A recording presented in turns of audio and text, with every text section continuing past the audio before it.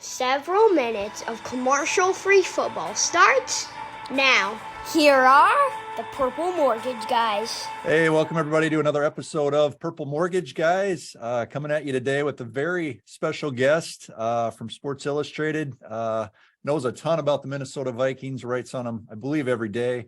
That's Will Ragatz. And we just wanted to ask Will some questions today, get a little feedback, and hopefully our audience will enjoy. So Will, I know we just met for the first time, but just wanted to say I've been following you on Twitter for a while. In-depth knowledge of the Vikings, especially during the season. It's fun to see that insight. So I'm curious, Will, how did one like yourself get into that role? Because it seems like it would be a pretty sweet gig for us. So yeah, no, it's a good question.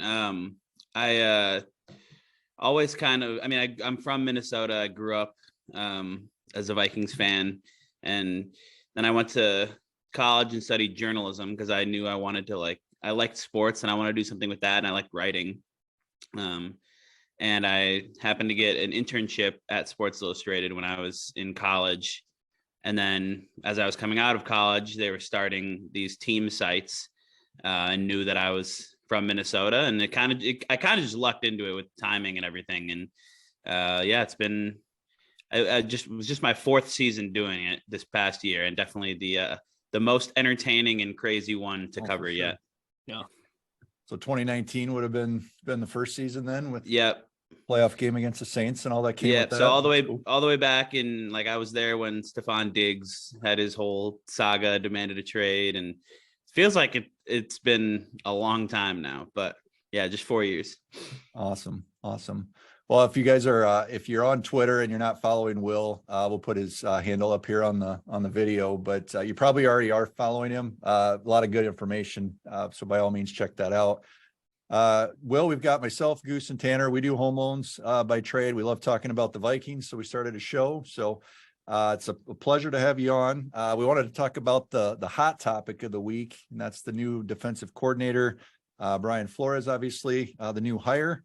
And really just curious on your thoughts on the hire, how that played out, maybe anything that the common fan might not know about Brian. So, yeah, I think it's a really, really strong hire, and it's interesting because the process didn't seem to go kind of to plan or super smoothly. Like they interviewed these four guys, and then one of them was hired elsewhere, and one of them dropped out, and one of them was Mike Pettin, who that would not have gone over well if they just hired him after he was a part of last year's kind of disastrous defense. Yep. And then they had another top candidate, Giro Evero, and he was hired by the Panthers. So it's like, all right, are they going to get Brian Flores? And he still had a couple interviews left. Like he was in the mix for the Cardinals job and their head coach job. And so the fact that they were able to get him, I think, is huge.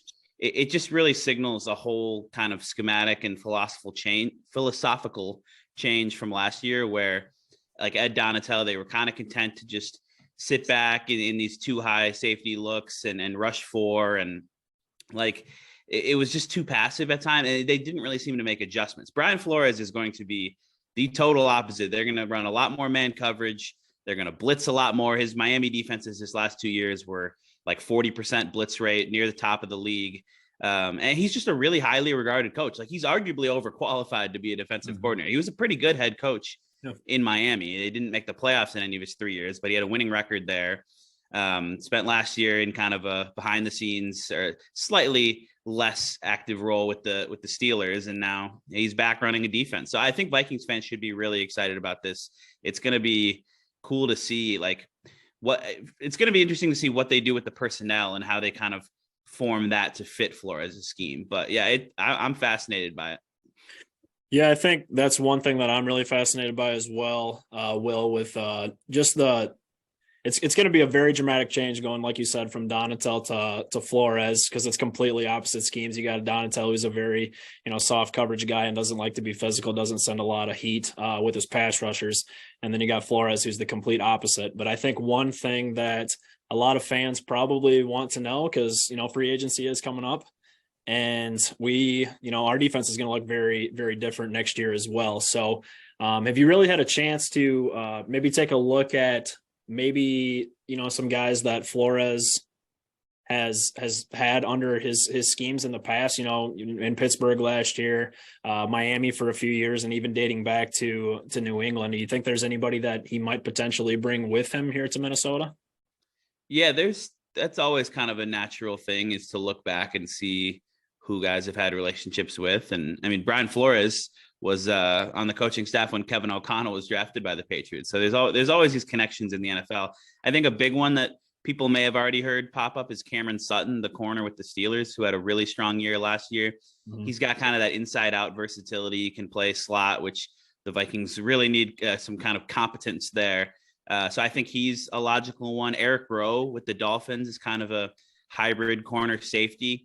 I got to look into it a little more. I'm curious to see, before like free agency, what does Flores mean for some of the big name veterans already on the Vikings defense? Because to me, it makes me think Harrison Smith is likely to be back, because I think he'll be used in a more versatile way. Like, he's just not that valuable when you're having him be a deep safety every play. He's valuable when he's in the box and he's doing all these different things and disguising. I think it means Darius Smith and Daniel Hunter will be back, because they're going to be big parts of everything. And then I think Patrick Peterson's probably gone, because I think he fits better in a zone heavy Donatello style scheme, as he showed last year. He had a great year. I don't think at this point in his career you want him playing a ton of press man. So yeah, that'll be interesting. And then once that happens, who do they look to in free agency? I gotta still dive into that a little bit more, but those are a couple names. You think Kendricks is back? That is a good question. I think he might be. I think either Kendricks or Hicks will not be back, because Brian Asamoah is going to be a starter. Mm-hmm. His speed and his kind of sideline to sideline range is a great fit for this Flores defense. Hicks is cheaper of the two, so that could be a reason why Kendricks wouldn't be. But if they want Kendricks back, they can do all this cat magic. Rob Brzezinski and Kwesi can get it done. So that'll be one to follow for sure. Oh, one thing I said on when we first found out about the hire with Flores was really excited to get a super competent former head coach to really just be the head coach of the defense and let KOC kind of go 100% in on the offense if he wasn't already there. Then I started thinking about it more. Do you think there's any concern to have two strong personalities, a former head coach and a head coach, where there might be some clashing, especially when they're both players coaches, but one seems a lot more hard-nosed, and KOC is really the nice, fluffy guy that's kind of making sure everyone feels good.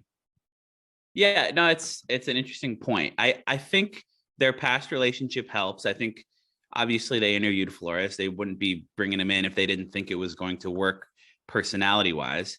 And it's true, like some people, I think some players in Miami maybe didn't love that Flores is this super tough, no nonsense guy, kind of like a Mike Zimmer style, just not as old. But I think it can work better when you're the defensive coordinator, when you're an assistant coach, and when you're not the head coach. Because Kevin O'Connell's the top guy, like everything starts with him. And then Flores can kind of be like, it could be kind of a good cop, bad cop thing a little bit to some extent. And I don't know. I think the most important thing is if the defense is good, if Flores' aggressive scheme is working, and the Vikings are winning games, then nobody's going to have any issues. You're right, though, that last year O'Connell I think he ended up spending more time with the defense and on that side trying to fix that than he would have wanted to, because it was just going so poorly, and it didn't seem like Donatello was adjusting it all. So O'Connell had to be spending more time there. If Flores can just take the reins and really get this thing headed in the right direction, then that'll give O'Connell more time to focus on the offensive side of the ball. Does it feel like this could be, Will, a one and done type thing for Flores? Like he might be a head coach in 24 somewhere? And if so, maybe that's a good thing, because maybe the team's turned it around defensively. Yeah, that's something that like several people have asked me about. Like, should we be concerned about this? I mean, we want something sustainable here, and I get it, but if Brian Flores is getting hired as a head coach in 2024, that probably means he had a good defense. So that's filed under the good problems to have. And I think ideally they would have him for a couple years, and like you don't want the defensive coordinator position under O'Connell to become what the offensive coordinator position was under Mike Zimmer, which was just kind of a rotating cast of characters. Like, so I think that would be ideal, but maybe they'll try to get somebody or like sort of handpick somebody on the staff below him that could be a potential successor plan because Brian Flores, he was only like 41, 42. I think there's a very good chance he's a head coach again soon with his pedigree, but good problem to have, I would say. For sure. Another thing I'd like to cover on the defense real quick before we maybe jump to the offense and, chat Kirk Cousins is our edge rusher situation. So you got two, very talented guys that maybe didn't meet expectations last year from like a production perspective. But I feel like this is probably, if fans don't already see it, it's probably going to be one of our hottest topics this offseason. And I just kind of want to get your thoughts on what you think might potentially happen with Danielle Hunter. Because in my mind, I think his cap hit going into training camp is like 13 million or something like that. And I feel like we all probably know that he's not going to show up at that number. So he's the one player I feel like on our team that we could probably get pretty good compensation for if you want to consider potentially trading him at this point, because I don't necessarily know if he's worth that like 25 million that he might potentially be looking for. So do you think he and Za'Darius will both be back next year, or just Za'Darius, or maybe just Hunter? Like, what are your thoughts on that situation?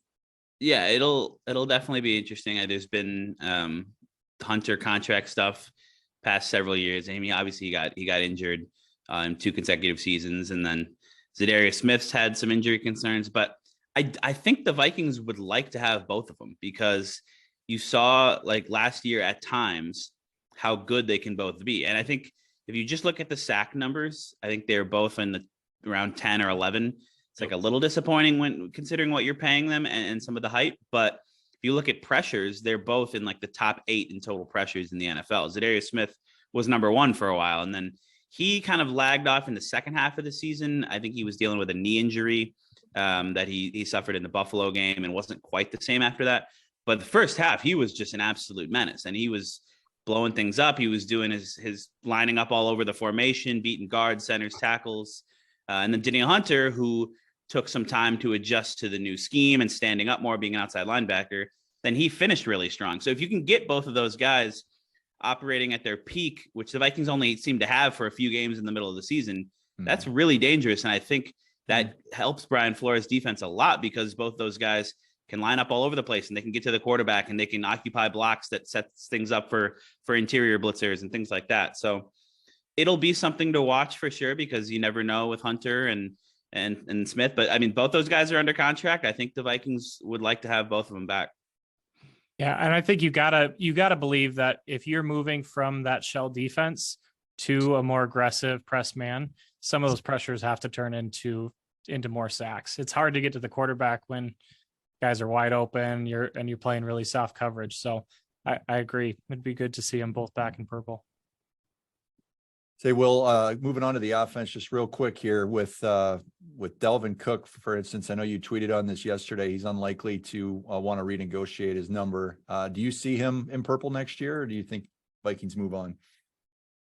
That's one where I think the Vikings move on.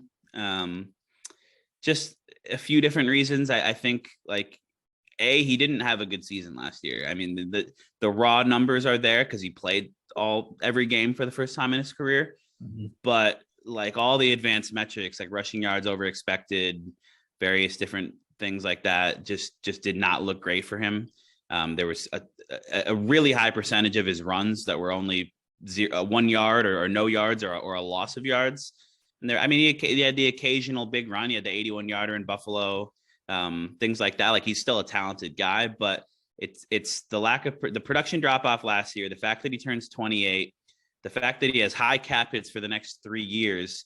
And just, I always thought all along when they hired Kwesi Adolfo-Mensah last year, like he's an analytics guy. One of the things that analytics tell you is you don't need to pay running backs. And you look at the Super Bowl this week, the Chiefs are starting Isaiah Pacheco, who they drafted in the 7th round last year. Like I think the smart thing for the Vikings to do will be to try to trade Cook, see if you can get some running back needy team out there to kind of buy into his star power and give you a 4th or something for him.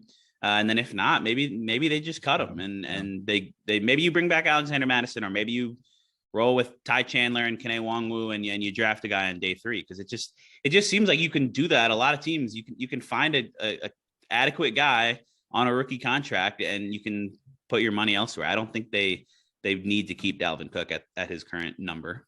Granted, it was preseason, but Chandler looked pretty good back in August. So I thought so too. Yeah, I thought so too. Tanner, I know you're dying to ask the Kirk Cousins question, so why don't you ask Will? I think for the most part, I could speak for the other two guys as well, that Brent, Goose, and I are all probably in favor of bringing Kirk Cousins back for one more year. Some of us maybe think 2, but kind of just want to get your thoughts and maybe think a little bit into the future. I think we're all well under the assumption he's going to be back here in 2023. But 2024, what does that look like? Do the Vikings maybe start this offseason starting to look for that successor through the draft? Or I just kind of want to get your thoughts on how much longer you think Kirk might potentially be sticking around, because we got JJ's cap number to be thinking about coming up here as well. Yeah, I wish I had a good answer. We're gonna have the endless Kirk Cousins discussions for as long as he's here. I've gotten so accustomed to it over the past few off seasons, and it's just, I say this to a lot of people, I don't know, because it is a tough situation to be in, where Kirk Cousins is clearly a good quarterback who he proved this past year you can win games with. He's durable, he's tough, he's accurate when he's given time. And yet he still has just these certain flaws that, like, he's never going to be a top 5 or even maybe top 7 or 8 quarterback. I don't think so. Like, and he doesn't really create outside of the pocket, which is the way that the NFL seems to be going. And then obviously there's the whole contract thing where you're paying him a ton of money. So I don't know if the Vikings can win a Super Bowl with Kirk. I think they could if everything was perfect around him. Like, if last year's team had better guards and an elite defense, maybe you win a Super Bowl with Kirk Cousins. But you just, the margin for error is so small that you have to be hitting on the draft picks and filling out your roster with talented, young, inexpensive players, and they haven't really been doing that. I think you set yourself up better for a window of contention when you get that rookie contract, franchise quarterback type guy. But those just don't grow on trees. Like, if they move on from Kirk, they could end up being like the Jets or the Panthers and having nobody at quarterback and really struggling. So it is this difficult conversation. I think you're right. I think Kirk Cousins will be back next year because, like, he looked good in this new Kevin O'Connell offense. He can take more strides forward as he continues to kind of master that offense. And ideally they can put some more around him, like improve the guard play, get another wide receiver maybe.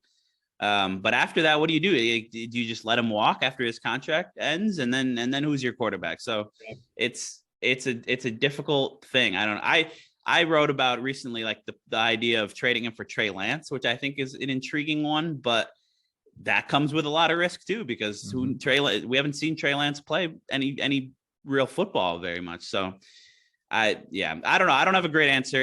I am not envious of Kwesi being in the position where he has to figure out what to do at this quarterback position. The risk is you get a Zach Wilson type quarterback, and now Justin Jefferson's not happy, and then everything implodes. So you got to get that right. Yeah, I mean, Jefferson's been putting up huge numbers with Kirk. Like, that pairing has worked really well, but Jefferson's been on a rookie contract. He's about to cost, I mean, you guys said he's about to cost $30 million a year. And so are you paying 2 guys that much? You got to extend Hawkinson. In a few years, you got to extend Christian Darrisaw. Like, it's all an interesting puzzle, and it becomes easier when you have a quarterback on a rookie deal. But yeah, that could turn out well, or it could turn out like Zach Wilson. Salary cap's a myth, right, Will? Yeah, for the most part. Look at the Saints. They you can always figure it out. We're probably running a little bit short on time here, but I just want to, one player that we did not talk about yet that we absolutely, I feel like, need to real quick is Mr. Minnesota himself, because his situation is also CJ Ham. We like to claim him here in South Dakota. Yeah, Mr. Augustana. So Adam Thielen's contract is super unique because you're eating a lot of dead money if you're going to go ahead and just cut him outright. It's hard to trade a guy when he's like 32, 33 years old because there's not a lot of value there at this point in his career.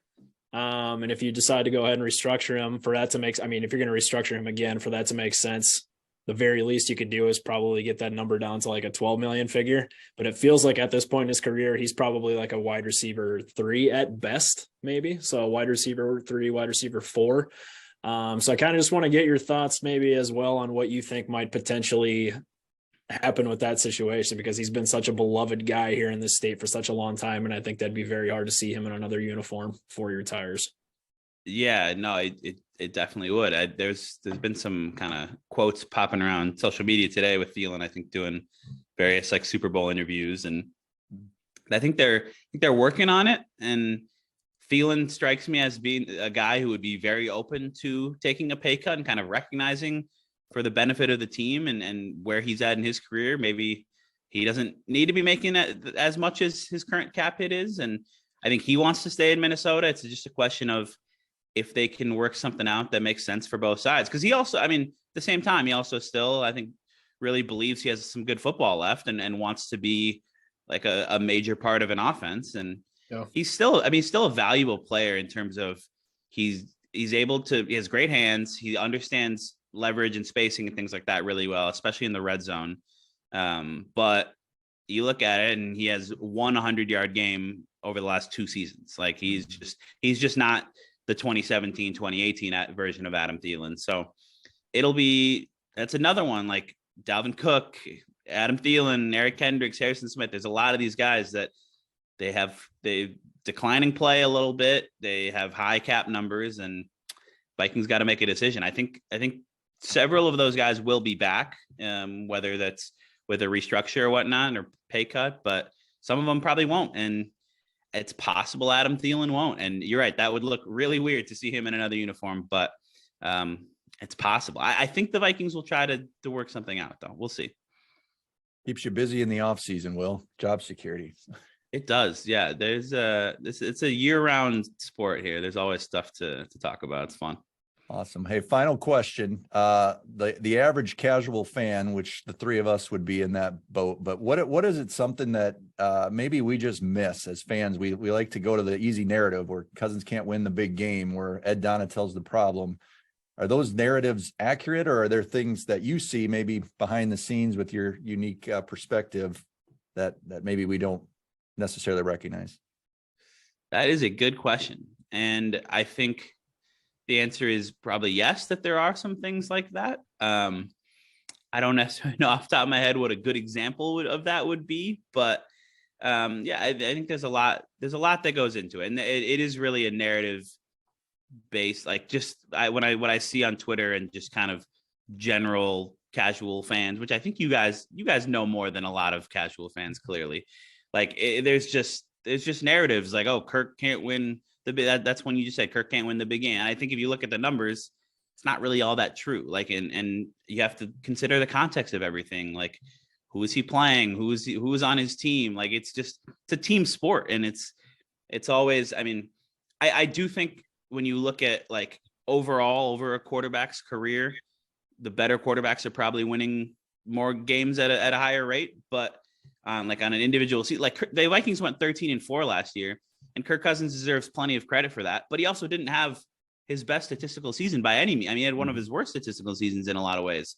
And then he's had great statistical seasons in the past where like the circumstances just haven't been good around him and they haven't been able to win a lot of games. So it's just, I don't know, this isn't a great answer to your question, but there is a lot that goes into it that I don't think everybody necessarily sees or understands. I think sometimes the public wants to dumb it down to 1 or 2 things, and it's like you said, it's just way more complex than that a lot of times. So it's a very complex sport in general. Like I am not the X's and O's expert. I'm trying to learn. I always like enjoy looking into that stuff, but it is such a complex sport.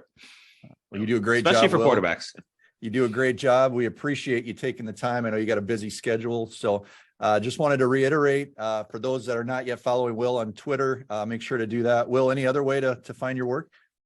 Yeah, just at Will Ragatz on Twitter, and then si.com/NFL/Vikings is the where you can find all my articles. Thanks for having me on, guys. Yeah, we appreciate it. Hopefully we can have you back again sometime. Have a great day, everybody. We'll come back to you again soon.